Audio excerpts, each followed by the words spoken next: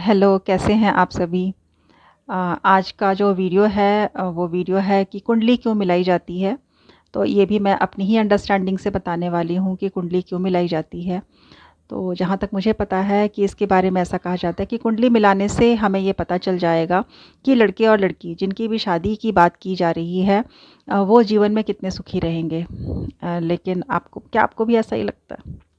मुझे ऐसा नहीं लगता। मुझे लगता है कि कुंडली में इसलिए मिलाई जाती है ताकि वो दोनों एक-दूसरे के प्रति कितने कंपैटिबल होंगे और वो कितनी समझदारी से अपने जीवन को सफल बनाएँगे। अगर ऐसी ही बात होती कि कुंडली मिलाने से जीवन सुखी होने की गारंटी मिल जाती, तो फिर राम और सीता, है ना? भगवान राम और माता सीता की कुंडली जो है 36 के 36 गुण मिले थे। लेकिन क्या 36 के 36 गुण मिलने के बाद भी उनका जीवन सुखी कहा जा सकता है?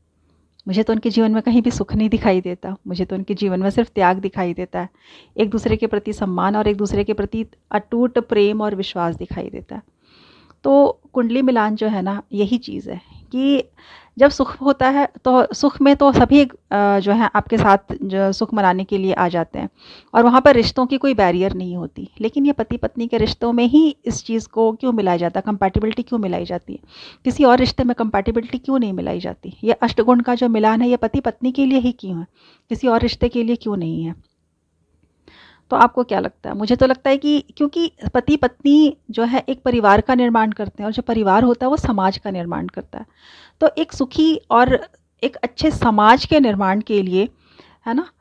जो भी लोग विवाह के बंधन में बंधते हैं, वो एक ऐसे परिवार का जो है निर्माण करें, जो कि समाज में एक अच्छी हिस्सेदारी निभाएँ, अच्छी भागीदारी निभाएँ, एक स्वस्थ समाज बनाने में अपना जो है सहयोग दें।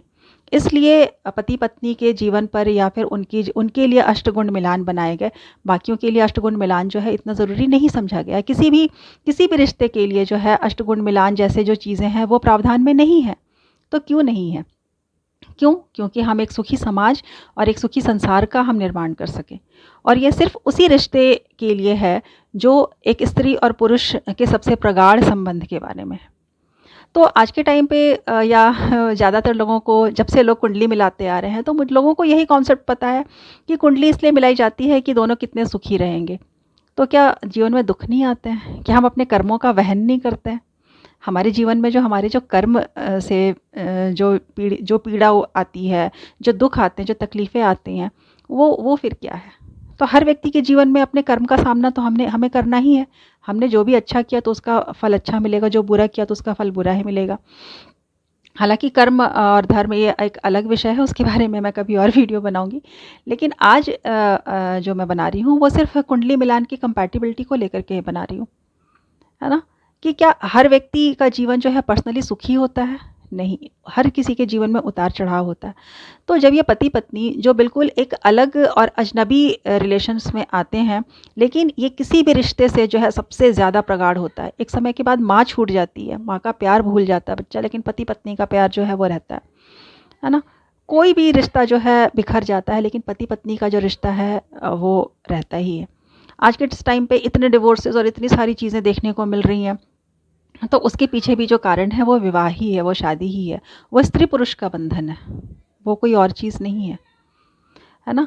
जब कोई लोग ये बातें करते हैं कि उसने अपने माता-पिता के साथ ऐसा किया, ये किया, तो इसे ना फिर भी कहीं न कहीं जो है समाज का एक क्या उसे बोलते हैं, एक टैबू नहीं बोलेंगे, एक नियम मान लिया जाता है कि हाँ, माँ-बाप के कर्म अच्छे नहीं थे तो बच्चों ने ऐसा किया।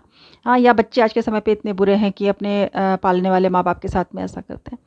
लेकिन ये चीज़ ऐसा क्यों होता है? तो ये कहीं न कहीं ये पति-पत्नी का जो संबंध है, इन हर चीज़ों के लिए ज़िम्मेदार है कि हमारा समाज कैसा है, हमारी दुनिया कैसी है, हम कैसे बच्चों को जन्म दे रहे हैं, हम कैसे समाज का निर्माण कर रहे हैं। और अगर हम अपने जीवन में सब कुछ अच्छा बनाने की कोशिश करेंगे तो कभी भी किसी के साथ में बुरा नहीं होगा। ना हमारे माता-पिता के साथ में बुरा होगा, ना ही किसी और के माता-पिता के साथ में बुरा होगा। अगर कोई लड़की अपने माता-पिता के साथ बुरा होता हुआ नहीं देखना चाहती है तो उसे अपने सास-ससुर के साथ भी बुरा व्यवहार नहीं करना चाहिए। तो ये जो कुंडली मिलान जो है ना, मुझे लगता है कि ये सफल जीवन बनाने की तरफ एक कदम है, ना कि जो है वो सुख उसमें जो है सुख ढूँढने का जो है कोई गारंटी है। और जहाँ तक तो यहाँ पे मैं अपने ही लाइफ से एक एग्ज़ाम्पल देना चाहूँगी कि जब मेरी शादी हुई थी, तो मेरे हस्बैंड को अपना जो डेट ऑफ बर्थ है वो शायद क्लियर नहीं था, या उन्हें लगता था कि उनके पेरेंट्स के पास में उनका बर्थ डिटेल है ही नहीं। तो उन्होंने बोला, देखो पहले तो हमारे यहाँ कुंडली मिलाई नहीं जाती, और अगर मिलाई भी जाती होगी तो मेरे घर में किसी को मेरा जो डेट ऑफ बर्थ वगैरह है क्लियर नहीं है, तो मिलाना मिलाना तो दूर की बात है, तो भूल जाओ इस बारे में। तो मैंने कहा ठीक है। उसके बाद हमारी शादी हो गई, है ना। हम दोनों के परिवार मिले, हम दोनों का परिवार ने एक परिवार ने एक दूसरे को जो है ओके बोला कि ठीक है, लड़के लड़की एक दूसरे को पसंद कर रहे हैं तो हम शादी कर देते हैं। हमारी शादी हो गई। लेकिन फिर मुझे लगा, मेरी शादी को करीब 3 साल बीत चुके थे, फिर मुझे लगा, और मेरा बर्थडे नज़दीक था, तो मुझे लगा कि ऐसा थोड़ी होगा कि इनके पेरेंट्स को कोई भी आइडिया ना हो कि कब इनका जो है जन्म हुआ होगा। तो मैंने इनके पापा को फ़ोन किया और मैंने उनसे पूछा कि क्या ये मेरे हस्बैंड के जो हैं, उनके आपके बेटे का जो है कोई भी बर्थ डिटेल का कोई भी अता पता नहीं है? तो उन्होंने बोला, नहीं नहीं, मैंने सबके लिख रखे हैं। और उनकी एक पुरानी डायरी में उनके सारे बच्चों के नाम वाम और डेट ऑफ बर्थ वगैरह सब कुछ लिखा हुआ था। तो मुझे वहाँ से मेरे हस्बैंड के बारे में जो है डिटेल मिल गया। फिर मैंने मेरी शादी के 3 साल के बाद हमारी कुंडली मिलाई, और हमारी जो कुंडली है वो सिर्फ़ 10 गुण ही मैच कर रहे थे। किसी में 10 निकलता है, किसी में 11 निकलता है, तो 18 गुण का क्या। तो फिर बाद में जब मैं एस्ट्रोलॉजी में आई तो मुझे पता चला कि अगर कुंडली 18 गुण से कम मिलती हो, और ऐसे में जो कपल हैं जिनकी उनकी शादी अगर करा दी जाए, तो ये एक निंदनीय व्यवहार है समाज में, ऐसा नहीं होना चाहिए। लेकिन मेरी शादी तो हो चुकी थी, 3 साल बीत चुके थे, कुंडली ही 10 मिलती थी, तो मैं थोड़ी-सी परेशान हुई कि आखिर मुझे मेरे जीवन में जो इतनी परेशानी आ रही है, शायद हमारी कुंडली नहीं मैच करती है, इस वजह से। लेकिन जब शादी मैंने मतलब किया था, तो मेरे मन में यही था कि मैं इस शादी को निभाऊँगी, चाहे जो भी हो। और मैंने निभाया।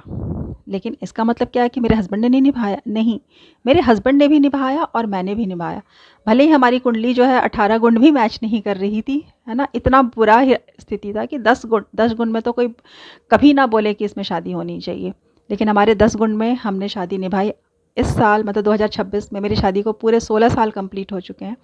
और जैसे-जैसे हमारा समय बीतता जा रहा है, हमारे बीच में अंडरस्टैंडिंग बढ़ती जा रही है, और हमारी लाइफ़ और अच्छी हो गई है। मतलब स्टार्टिंग में मुझे प्रॉब्लम्स थी, लेकिन मैं उनसे कभी भी मैंने उनमें गिव अप नहीं किया, ना ही मेरे हस्बैंड ने गिव अप किया। मैंने जो-जो बस इनसे बोला कि आप मेरी परिस्थितियों को समझने की कोशिश करो, और इन्होंने हर परिस्थिति में मेरा साथ निभाया, है ना? इन्होंने जो-जो चीज़ें बोली थी मुझे शादी से पहले, जो-जो चीज़ें प्रॉमिस करी थी, वो हर चीज़ उन्होंने पूरी करी। और मैंने भी जब इनका रेसिप्रोकेशन देखा, तो फिर मैंने भी उन चीज़ों को निभाया कि नहीं, कम से कम बंदा इंटेंशन से गलत नहीं है, वो शादी निभाना चाहता है। तो मैं भी शांत रही, और हम दोनों शांति से बहुत डिफरेंसेस होने के बावजूद हम एक दूसरे के साथ निभाते चले गए। फिर थोड़े समय के बाद हमारे बच्चे के जन्म होने के बाद हमारी जो कंपैटिबिलिटी है वो और अच्छी हुई, और आज 16 सालों की हमारी जो शादी है, मैं उसे सफल मानती हूँ। क्योंकि हम उस जगह पर हैं जहाँ पर हमें किसी चीज़ की कमी नहीं है, और हम एक दूसरे के साथ में बहुत अच्छे से जो है चल रहे हैं, एक दूसरे को बहुत सम्मान करते हैं। तो मुझे लगता है कि कुंडली मिले या ना मिले, लेकिन अगर व्यक्ति अगर अपनी शादी को निभाना चाहता है, तो वो ज़रूर निभा पाएगा। तो कुंडली मिलाना कब ज़रूरी है, नहीं ज़रूरी है, इस बात को समझिए। अगर आप मानते हैं, स्ट्रॉन्गली मानते हैं कि कुंडली मिलानी चाहिए, तो किसी योग्य और जानकार व्यक्ति से कुंडली मिलवाइए। क्योंकि मैं खुद एक एस्ट्रोलॉजर हूँ, तो मैंने ऐसे बहुत सारी, और रिसेंटली ऐसे बहुत सारे केसेस आए हैं जहाँ पर मैरिज होने के बाद बहुत प्रॉब्लम्स इश्यूज़ आ रहे हैं, ये आ रहे हैं। मैंने बोला कि कुंडली मिलाए थे, किसी ने बड़े गर्व से बोला हाँ जी 34 के 34 मिल रहे थे, किसी ने बोला 28 गुण मिल रहे थे, किसी ने बोला 25 गुण मिल रहे थे।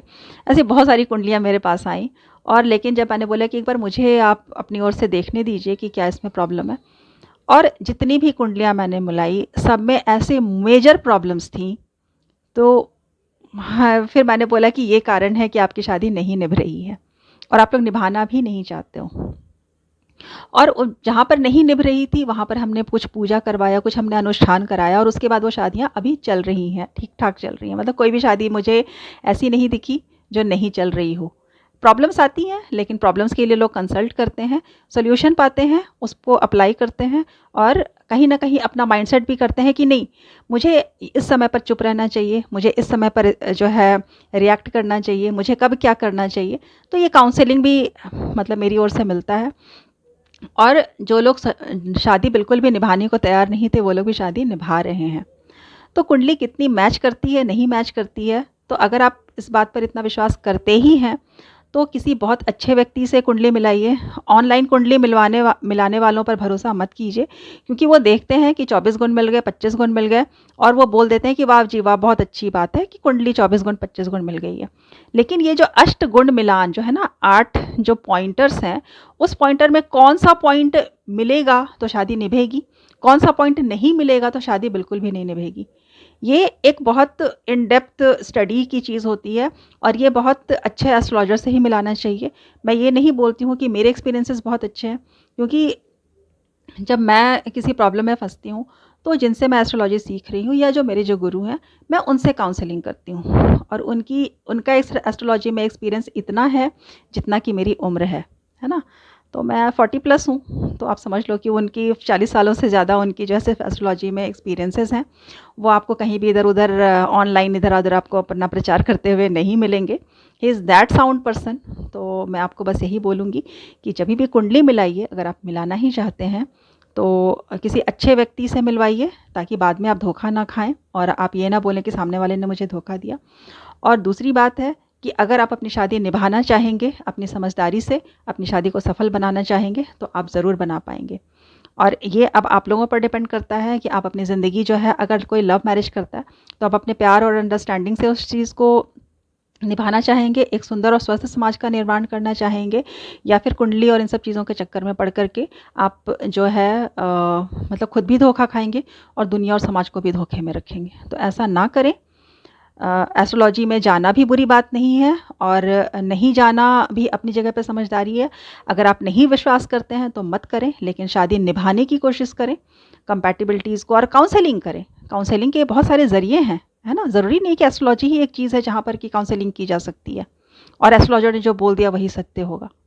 नहीं, पहले तो अगर आप कुंडली में विश्वास कर रहे हैं, तो उन 8 पॉइंटर्स को बहुत इन डेप्थ जो है उनको मैच करने की कोशिश कीजिए। उसके बाद किसी को, और जो ये जो पंडित वगैरह जो होते हैं, या जो लोग भी कुंडली मिलाते हैं, उनकी भी ये नैतिक ज़िम्मेदारी है कि वो पहले कुंडली देखना सीखें और उसके बाद फिर लोगों को बोलें कि उनकी कुंडली मैच करती है या नहीं करती है। वरना आप समाज में जो है सिर्फ एस्ट्रोलॉजी के नाम पे आप धोखाधड़ी कर रहे हैं और कुछ नहीं कर रहे हैं। ठीक है, तो मैं इन सब चीज़ों से बचने की कोशिश करती हूँ। पैसे कमाने को एक एस्ट्रोलॉजर बहुत पैसे कमा सकता है, लेकिन मैं ऐसे पैसे नहीं कमाती हूँ। मेरे मेरे बहुत स्ट्रिक्ट रूल हैं, और जो लोग मेरे टर्म्स एंड कंडीशंस मानते हैं, और मेरे टर्म्स एंड कंडीशंस बहुत सिंपल है कि पहला तो चीज़ है कि एस्ट्रोलॉजी जो है वो फेथ की चीज़ है, आस्था की चीज़ है। अगर आपका इसमें आस्था है, अगर आपका इसमें विश्वास है, तभी आपको इसमें आना चाहिए, वरना आप रिफ्रेन करें, आप दूर रहें इससे। दूसरी चीज़ है कि विश्वास के साथ अगर आप किसी एस्ट्रोलॉजर के साथ आगे बढ़ रहे हैं, तो कहीं ना कहीं उनके रिज़ल्ट आपकी लाइफ में पॉजिटिव होने चाहिए, तभी आप उन पर बिलीव कीजिए। दूसरी बात है कि टाइम है ना, क्योंकि ग्रह दशा जो होते हैं उन्हें हम कंट्रोल नहीं करते, उन्हें कोई एस्ट्रोलॉजर कंट्रोल नहीं करता है। हम उन्हें रेमेडी दे सकते हैं, हम उन्हें पेशेंस दे सकते हैं, हम उनकी काउंसलिंग कर सकते हैं। कोई भी एस्ट्रोलॉजर काउंसलिंग कर सकता है। और तीसरी चीज़ जो होती है, बहुत इंपॉर्टेंट चीज़ है, दैट इज़ द रेमेडी, कि जो भी आपको सोल्यूशन दिया गया है उस सोल्यूशन को कीजिए, उस रेमेडी को कीजिए, तभी आपको फ़ायदा रखेगा मिलेगा, है ना। तो पहला तो चीज़ है एस्ट्रोलॉजी पर विश्वास होना। दूसरी चीज़ है कि काउंसलिंग लेना, और साथ में जो है क्या बोलते हैं, सॉरी, पहली चीज़ है विश्वास करना, दूसरी चीज़ है टाइम एंड पेशेंस, एंड तीसरी चीज़ है आपका, सॉरी मेरी मम्बलिंग एंड फम्बलिंग के लिए, और तीसरी चीज़ है रेमेडी को करना। तो ये 3 चीज़ों को अगर आप लेकर के चलते हैं, तो एस्ट्रोलॉजी कभी भी फेल नहीं होती है, आपके प्रयास कभी भी फेल नहीं होते हैं। और सबसे बड़ी चीज़ है, उससे भी, इन तीनों चीज़ों से सबसे बड़ी चीज़ है आपकी इच्छा शक्ति, कि क्या आप किसी रिश्ते को निभाना चाहते हैं, आप किसी काम को करना चाहते हैं, आप लाइफ में सक्सेस पाना चाहते हैं, तो आपकी उसको पाने के लिए आपके अंदर इच्छा शक्ति कितनी है। और अगर आपकी इच्छा शक्ति इतनी है, तो आप लाइफ में जो चाहोगे आप वो पा सकते हो।